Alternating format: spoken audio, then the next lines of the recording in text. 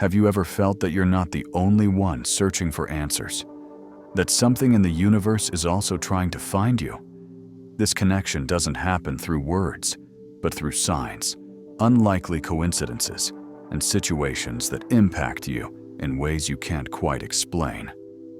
Jung called this phenomenon synchronicity. Synchronicity isn't just coincidence. It's when the soul chooses to manifest, using reality as its mirror. And when you truly understand what's behind these seemingly random events, life transforms from a series of disconnected occurrences into an intimate conversation between you and something greater. In this video, you'll discover the true role of synchronicity in your life, not in some mystical or fantastical way, but in a deep, real, and transformative sense. Stay until the end, because once you see this clearly, even the most painful moments in your story will begin to make sense. If you're serious about improving your life before the end of this year, join our community by hitting the subscribe button right now and like the video so YouTube can recommend the video to others. Thank you. Now, let's talk about what synchronicity really is. Have you ever experienced a meeting, a phrase, or even a seemingly trivial delay that felt like it happened for a bigger reason? Something inside you knew it wasn't just coincidence. It was as if life found a way to communicate with you without using words. Perhaps it was a book left behind on a park bench with exactly the title you needed to read. Or someone who appeared out of nowhere to guide you towards a path you hadn't noticed before.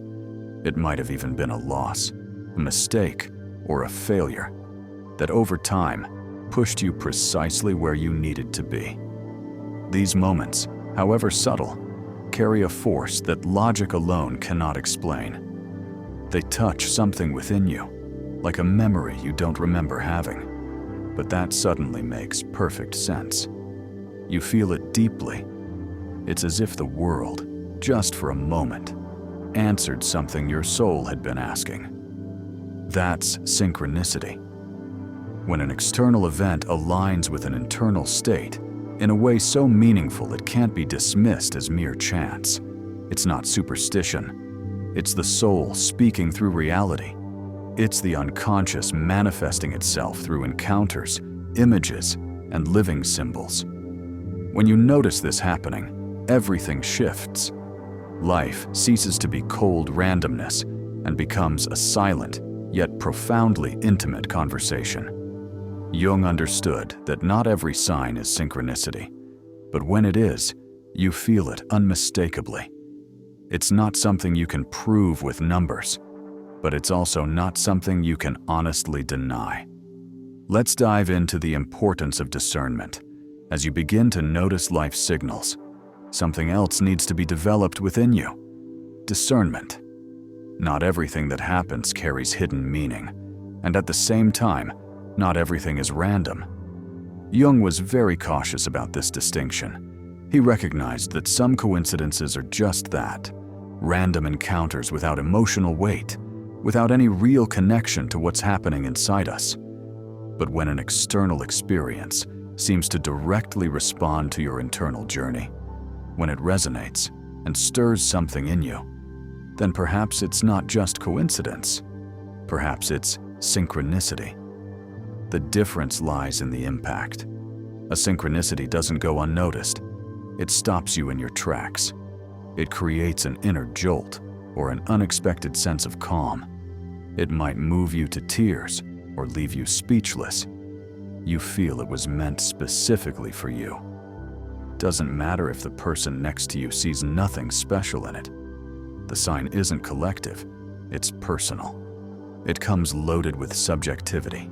It fits precisely where you are emotionally. And that's where the danger of confusion lies. When we're craving meaning, anything can look like a sign. The mind starts shaping things to fit what it wants to see, not necessarily what's really happening. Let's move to the power of presence. Noticing what truly impacts you requires more than attention. It requires presence. Signs don't scream, they whisper. And the problem is that most of us have learned to live amidst noise, mental, emotional, digital. We're so busy chasing answers that we forget to quiet down and actually hear them. If you're finding value in this perspective and want to transform your life before year's end, now is the perfect time to subscribe to Motivation Dose. We deliver daily wisdom that will help you see the world and yourself with greater clarity. Join our community of like-minded individuals seeking meaningful growth. Jung understood that the unconscious doesn't force itself. It suggests, it invites. But if you're always in do mode, always trying to control or explain everything rationally, it becomes difficult to catch these invitations. Synchronicity doesn't happen just because you want it to. It happens when you're available. And that availability is openness, a kind of inner listening that doesn't force life to fit into a plan, but allows it to reveal itself as it truly is. When you quiet down internally, the world begins to feel different. Small details stand out. Intuitions that once seemed trivial begin to carry weight. And most importantly, you realize that life was never silent. You were just too distracted to hear it. Symbolic encounters don't always arrive as gentle gifts. Sometimes they appear as disruptions. Something that seemed to be going right suddenly falls apart. Someone disappoints you. A path closes. A plan doesn't unfold as expected. Your first reaction is almost always pain, rejection, anger. But what if that's exactly where the real sign lies? There's a part of the soul that only matures when something the ego deeply wanted simply doesn't happen. Not because you did something wrong, but because maybe it wasn't aligned with who you're becoming. Jung understood that the psyche seeks integration, not just fulfillment. And that means life sometimes needs to interrupt a desire to bring you back to what truly matters. When you're frustrated, the unconscious might be redirecting you. When you lose something, it might be protecting you from what you still can't see. It's not punishment, it's coherence. It's the soul's process, which follows a different logic from society's. This demands a difficult kind of trust, the belief that even what hurts might carry meaning, that even what feels like delay might actually be alignment. Of course, that doesn't justify everything. Not all pain is fair. Not every loss is a sign. But when there's a deep emotional impact, when something forces you to rethink everything, maybe the universe isn't working against you. Maybe it's working for you on a larger scale, one that's still unfolding. Sometimes the sign you need doesn't come through beauty or wonder. It comes through discomfort, through the person who confronts you, through the offhand comment, through the situation that shakes you up and leaves you wondering why it hit you so hard.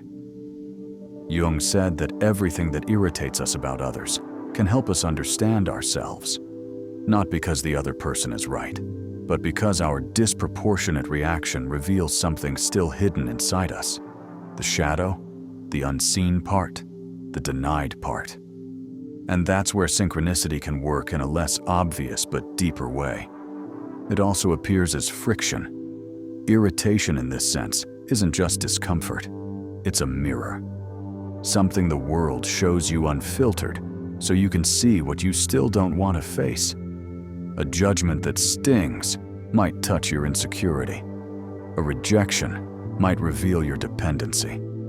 Someone else's mistake might reflect a part of you that you're still trying too hard to control. When you start paying attention to what the discomfort wants to show you, something opens up.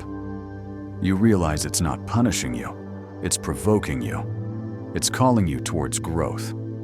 After many provocations, there are moments when life speaks clearly through a calm but firm impulse, almost like a silent push from within. It's when the soul says, "Go." You don't have all the answers.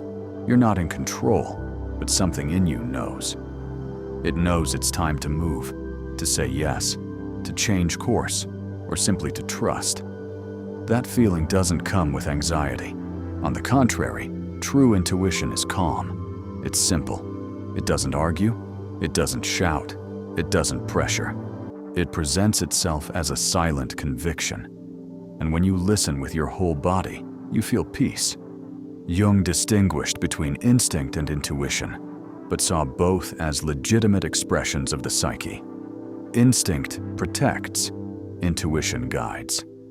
And often they work together when the soul needs to make decisions the mind can't explain. It's common to ignore that calling because it doesn't fit the plan or because it seems too irrational. But synchronicity doesn't always follow linear logic. It shows up in unlikely meetings, in sudden decisions that later make perfect sense, in paths you didn't even know you wanted until you walked them. The world that responds. As you open up to listening to yourself, something curious starts to happen. The world around you begins to respond with subtle movements. People show up at exactly the right moment. An unexpected invitation arrives. You read a line in a book that feels as if it was written just for you, as if life were seeking you while you seek it. Jung said that as you search for the self also moves towards you. It's as if by taking the first step towards your essence, a greater intelligence begins organizing the path. This isn't about magic, it's about resonance. When you're aligned with your inner process, the outside world begins to reflect that alignment. And the most beautiful part is that these encounters aren't forced. They happen when you stop chasing what should be and start living what is. Many times, what you need isn't to run faster, it's to become available. And that availability is born when you begin to trust that not everything depends on your effort, that there's a part of life that responds to your surrender, not your control. By now, perhaps you've realized the events in your life aren't as random as they once seemed. There's a kind of invisible thread connecting the moments, the people, the places. And that thread isn't made of logic, but of meaning, of deep significance. The unconscious, as Jung described it, is a living reality. And like all living things, it moves. And when it moves, it finds a mirror in the world. Life becomes a symbolic surface where what was hidden gains form. That's why certain situations repeat. Certain patterns come back. Not because you're cursed, but because something inside you hasn't been seen deeply enough. The world keeps showing you because the soul insists on being heard. When you begin to see events through this symbolic lens, something changes. Not what happens, but how you interpret it. Randomness stops being an unpredictable enemy and becomes a tool for revelation. As you grow more sensitive to what moves you, both inside and outside begin to shift. Reality stays the same, but how it responds to you changes. And you start to notice that when there's true openness, life opens too. If you've stayed with me until now, it's clear something in this message resonates with you. If you're committed to improving your life before this year ends, subscribe to Motivation Dose right now. Our daily wisdom will guide you towards greater awareness and meaningful transformation. Join our community today and discover what awaits when you begin to live with deeper presence. Remember, synchronicity isn't something you chase like someone hunting miracles. It's something that reveals itself when the soul awakens. It doesn't show up to confirm theories, but to bring meaning. It doesn't come to feed fantasies, but to remind you that life, even with its pains, has a wisdom that goes beyond logic. What you've lived, what's moved you, what's marked you in ways you can barely explain, none of it was random. When you start to look with more presence, with deeper listening, you realize there was a subtle thread running through it all. A language, a silent dialogue between the world and your soul. You don't have to become mystical, or go around searching for signs in everything. You just need to be awake, open, present. Because synchronicity doesn't happen somewhere else. It happens here in the ordinary, in everyday life. When you stop chasing explanations and start living with meaning, when you understand that even silence can be an answer, and that yes, the universe speaks, but it speaks to those who are awake. That's when everything changes. Not suddenly, but from the inside out. And when that happens, synchronicity stops being the exception. It becomes a language, and life stops being random and becomes a meeting. Thank you for being here. I recognize the signs that led you to this video. May you find the meaning in every encounter on your path.